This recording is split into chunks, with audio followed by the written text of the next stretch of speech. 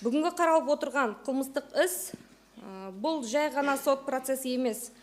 Бұл бір отбасының үмітін үзіп, қабырғасын қайыстырған қасірет. Бұл Шерзат есімді кәмелетке толмаған жас баланың үзілген өмірі.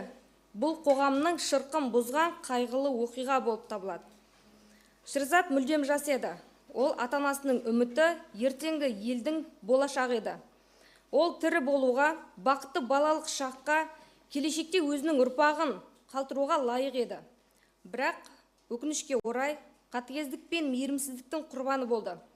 Оның өмірі қасақана қатыгез жолмен аяусыз суық пышақтан үзілді.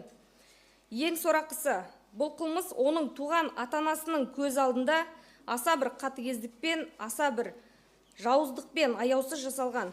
Онымен қоймай сотталушылар Шерзаттың жақындарына, яғни ата-анасы Нұрымов Қаржаубай мен Бишімбиева Гүлбараға, әжесі Кадирова Жұмабикеге де күш көрсетіп, ағасы Гайыпбаев Нұрғанаттың да өміріне қастандық жасаған.